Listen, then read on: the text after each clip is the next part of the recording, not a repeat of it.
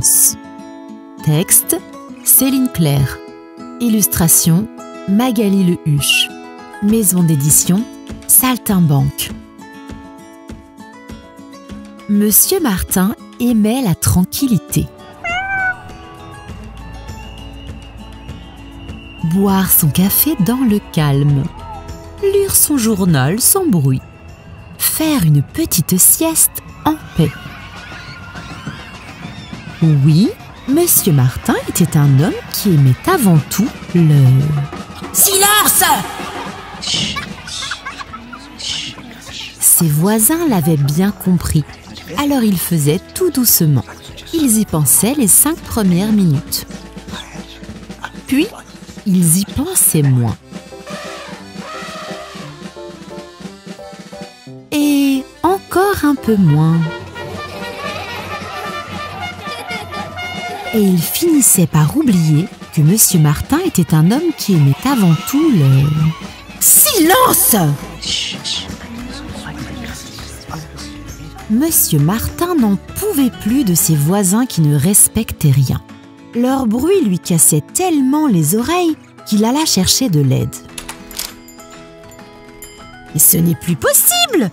Trop de bruit à l'heure du café, trop d'agitation à l'heure de la soupe. Et le soir? Ah! Le soir! Le vendeur réfléchit.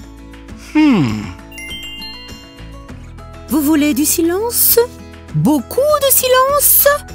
Voilà le produit magique qui va changer votre vie. Monsieur Martin regarda le prix et trouva que c'était un peu cher. Mais comme le silence est d'or, il paya et revint chez lui avec le produit magique. Versez dans une baignoire le produit magique et ajoutez 150 litres d'eau du robinet. Prendre un filet à papillon et enlever le voile. Tremper l'armature du filet dans la baignoire, puis la retirer et filer au jardin. Soufflez, soufflez, soufflez à n'en plus finir. Entrez dans sa bulle et laissez durcir 3 jours et 3 nuits. Si nécessaire, se boucher les oreilles en attendant. Puis, écoutez le silence. Monsieur Martin écouta, mais il n'entendit rien. Il ferma les yeux et ouvrit grand ses oreilles, mais il n'entendit rien. Il ouvrit les fenêtres et la porte de sa maison, mais il n'entendit rien. Alors, en silence, il explosa de joie.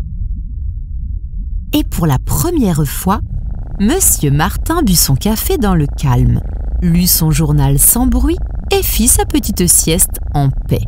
Et le lendemain, Monsieur Martin but son café dans le calme, lut son journal sans bruit et fit sa petite sieste en paix. Et le surlendemain, Monsieur Martin but son café dans le calme, lut son journal sans bruit et fit sa petite sieste en paix. Quand il collait son oreille tout près de la paroi, il n'entendait rien. Quand il frappait la bulle de son index, personne n'entendait non plus. Le silence finit par lui faire mal aux oreilles. Monsieur Martin se posa des questions. Est-ce qu'on le voyait? Est-ce qu'on l'entendait? Seul le silence lui répondit. Le monde avait dû l'oublier. Il se sentit soudain très seul, dans le silence. Et le temps passa sans bruit, jusqu'au jour où, enfin, un petit garçon comprit que le silence de Monsieur Martin en disait long. Le bruit se répandit que Monsieur Martin était emmuré dans son silence. Vite, vite! Les voisins accoururent. Monsieur Martin souffre en silence.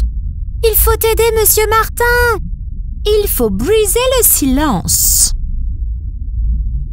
Le facteur donna des coups de pied dans la bulle.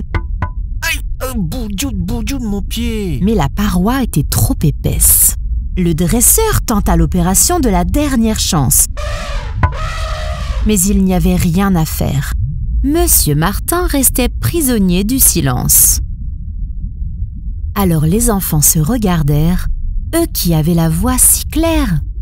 Ils entr'ouvrirent leurs lèvres, gonflèrent leurs poumons, firent vibrer leurs cordes vocales, et un son sortit, petit, doux, mais insuffisant. Ils le laissèrent grandir, s'allonger, s'étirer, s'amplifier, tellement que la sphère attaquée de face se fendilla en une longue ligne zigzagante qui s'écarta, s'élargit.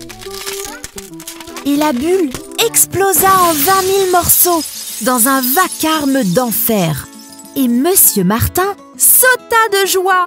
Il avait tant aimé le bruit que ses voisins en restèrent muets. Soudain, un klaxon retentit, un chien aboya. Quant aux enfants, ils recommencèrent à jouer. Et Monsieur Martin se mit à danser, danser, danser. Tous ces bruits formaient une petite musique. La petite musique de la vie.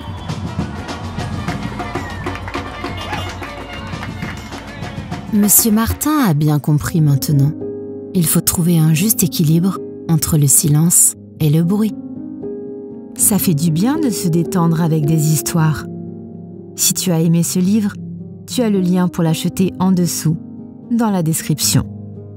Et pour ne louper aucune histoire, tu peux t'abonner à la chaîne, activer la cloche pour être informé des nouveautés, mettre un pouce en l'air et nous écrire un joli commentaire. À très vite les amis.